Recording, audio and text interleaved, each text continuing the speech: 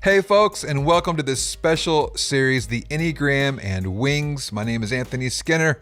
Before we go any further, let's introduce the man of the hour, Ian Cron. Ian, how are you doing?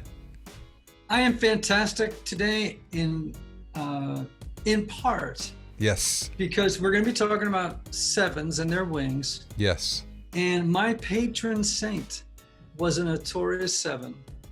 And so today we're going to be talking a little bit about Saint Francis of Assisi. Yes. Was a seven. I don't know what his wing was. I'd have to think about it, but definitely a seven. All Enneagram teachers agree Saint Francis was a seven. I didn't know that. That's great. Yeah, totally. Yeah.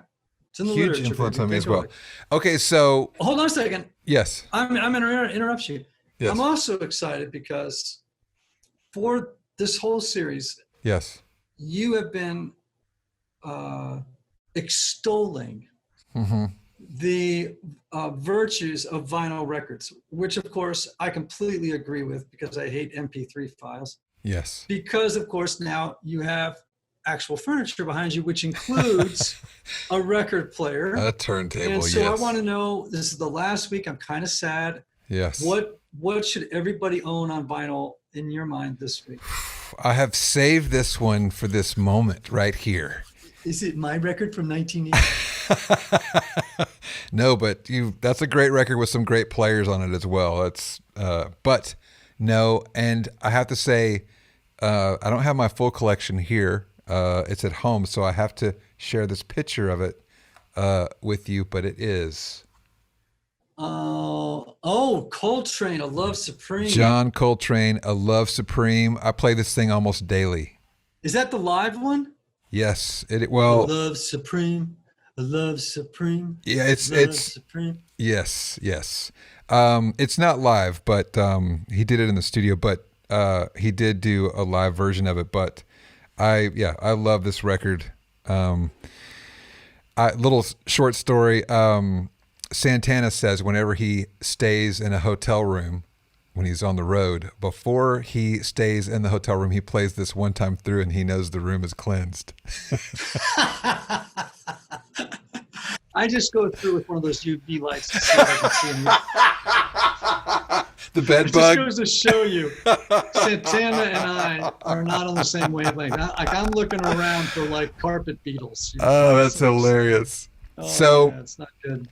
This is fantastic. We've had a lot of fun doing this special series on wings. We get a lot of questions on the Typology podcast from our listeners about wings, and we don't always get to go into it in depth, but we are on this show, and today we're on sevens. Let's talk about wings a bit. Yeah. People don't realize sort of how important wings are, right? They often think that they're just an added layer of clarity about their type, kind of in a static way, which is true, right? But there's so much more to them, and there's developmental resources, and we'll talk about that later in this episode. But I love talking about wings because there's so much more to them than what most beginners to the Enneagram understand or realize. Yeah, I think people are going to get a lot of clarity today. So let's start with the basics. Tell us a little bit about wings, and then we'll dive into some stuff that people may not know about them. Okay, so the term wing or wings refers to the types on either side of your core types. So if you're a type 7, right, for instance, you could only have either an 8 or a 6 wing, okay? Okay. So typically, one of those two wings influences your core type more than the other one does. And we call this your dominant wing. Okay. So to be clear, you can't be like a 6 and go, oh, I got a 4 and a 1 wing, right? Not without possibly being diagnosed with multiple personality disorder. Okay, so your wings can only be the two numbers adjacent to your main type. So what exactly does a wing do?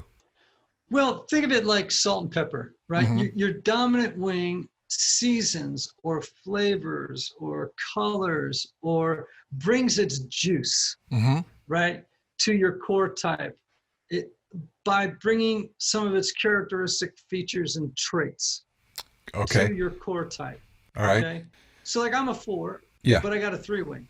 Yes. Now, the 3 makes me as a 4 more ambitious, more concerned about my image, more energized to get stuff done than a 4 with a 5 wing. Mm-hmm. You see where I'm going? Yep. So in the instance of a 7, we're going to describe that in a second. Yep. So we can see some of where you're going there, why it would be important to know your wing. Talk about that a little bit. Well, it's important because your wing reveals a whole different side of your personality, and it can explain contradictory elements within your personality. Okay. So, if you're a 9 with an 8 wing, Mm-hmm. you have this 8 energy, which is not afraid of anger or conflict, and it's aggressive. And you have this withdrawn 9 type who is afraid of conflict in the same person. Right. So it's like, it's like a kind of like you feel like Jekyll and Hyde sometimes. But really, one of the things I love about the Enneagram is it's one way of explaining why all of us feel like living contradictions. Like there's a piece of us that is aggressive. There's a piece of us that is withdrawn. So as you look at all the different types, it begins to explain some of those things that maybe have been a mystery to you for your whole life. Yeah, love that. I think it's really important to be able to discern. I'm just thinking I have a friend who is a 7 with a very strong 8 wing, and I have a friend who is a 7 with a 6 wing, and they couldn't be more different. Right? Yes, and that's a great point, because one of the reasons studying wings is important is it can explain why people who share the same core type Yes. can look very, very different from each other. Yes. So, because like you'll meet somebody and they'll say they're a 6 and another 6 or 7, and you're like, you're nothing like so-and-so. It may be because they have different wings. Mm-hmm. Yeah. Right? And so, again, it gives us a set of distinctions we don't otherwise have. I love that. Okay, so talking about dominant wings, do they all equally influence the main type? Well, no. Wings have gradations or proportions. Okay. So your core type, your main type, will always dominate. But if your wing is so strong that it competes with your core personality type in a way, we call that a heavy wing. Okay. There are also moderate wings and light wings. We're not going to talk about those today. But it is good to know about heavy wings, because if you have a heavy wing, it can make it difficult for you to discern your core type, because your core number and your dominant wing, right? It's like they're exerting nearly equal influence on your person. That's amazing. I think people are going to be having aha moments like listening to this. I mean, oh yeah, that's huge. That's huge. We have to do an episode on the typing process. Yes. How to do a typing interview. Right. Okay. And the reason that applies in this conversation is because oftentimes people come to me and go, I feel I'm stuck between 7 and 8. Like I feel like I'm stuck, and I'll go, that sounds like one might be the dominant, the wing may be heavy. Yes.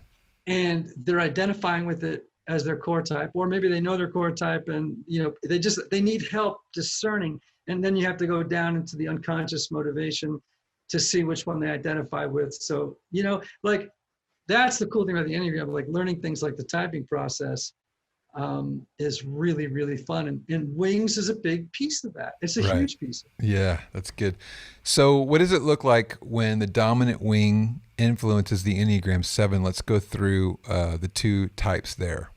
Okay, so if you identify as the enthusiast or a 7, you would either be a 7 with a 6 wing or a 7 with an 8 wing. Okay, let's talk about 7s with 6 wings first. Okay. and the reason I love this one is my son Aiden is a 7 with a 6. Okay. So I got a lot of experience with this one. Uh-huh. So 7s with 6 wings are more settled than other 7s, right?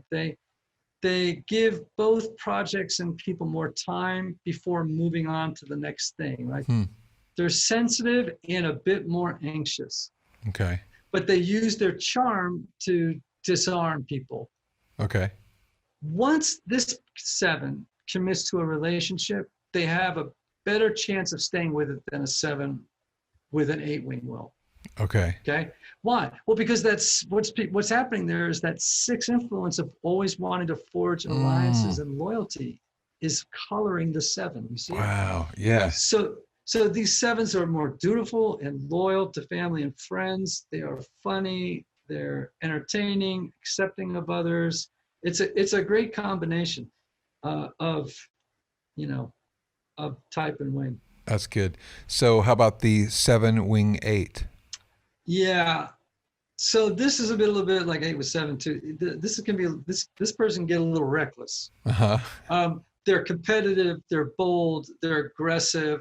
They're persuasive, assertive when it comes to expressing their ideas and agendas, and they usually get their way. Right. You know what I mean? Yeah. Having a good time is more important to them than gaining power. Okay. Okay. Yeah. They're easily bored, so they often don't finish things that they start. Uh-huh. Love to pursue new opportunities, and they don't like being controlled by others or their schedules. And these 7s enjoy being in relationships as long as they can contribute to the happiness of their partner. So, look, what we just described, it sounds like kind of 2 different people, but the core type remains the same. It's not like, you're under normal circumstances, you're becoming that type or that. But sometimes, you can start to look like other types because you're in this dynamic system. Right. There are times when I look like a 3. Yeah. I don't look like a 4. My son sometimes looks like an 8. He can argue like heck with you. You know what I'm saying? Like he loves to debate. But he's a 7. Yeah. So this is part of all of the nuances of the Enneagram that I beautiful. love. Yeah. Totally love. Love that. So before we end, let's talk about how the wings are not static. You hit on this at the very beginning. They're not static, but they're actually opportunities for growth. Yes. So this is important. We tend to think of wings when we're just learning the Enneagram as like added information about my behavior, core type, the way I see the world. You know what I mean? It's like, and it's just like an added bonus thing, And what I want people to realize is, again, this is a fluid dynamic system. So you can see your wings as resources for you. Let's say I'm a 4 with a 3 wing. Right now in this moment, I am leaning hard on my 3 wing. There's a lot of people watching me right now. And so I'm being more image conscious. I'm trying to have more energy. I'm trying to be more entertaining, etc. Right? Right. More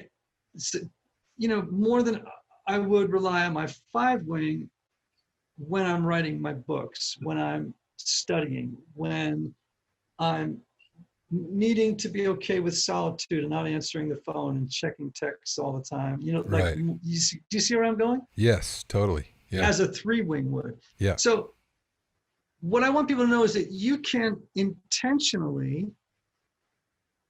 draw with full consciousness on the energies, the juice, the flavor of both wings. Yes. Your dominant wing is going to require less effort to tap into. But you can decide that I am going to go over here to my less, developed or my not dominant wing. Yeah. Go get some of its gifts and lean into those, Yes. I think, by the way, for all types, and I wish I said this on every show, there's something to be said for making it a point in your spiritual transformation work to bring up material traits, features, characteristics from not your dominant wing, but from the other one. I like this. Yeah. Because here's why. Have you ever seen a bird fly with one wing? No. You want to get both up so that you're flying. Yeah. And I like, we've talked several times about how first season of life and second season of life, and how you transition from possibly from a dominant, like in your situation, a dominant 3 move over to a stronger 5 wing. Why not go ahead and begin developing that wing so that when you do sort of maybe naturally transition, you're ahead of the game. I mean, I love that you're painting this as an opportunity, access. So yeah. Totally. So this has been a great series, man. I've loved talking about wings. Yeah, I think people are really going to appreciate this series as a whole. I think it's empowering. I think people are going to have like aha moments for themselves with a lot of this information. Tell your friends about it. Share this series. And we thank you for being with us. And until next time, see ya.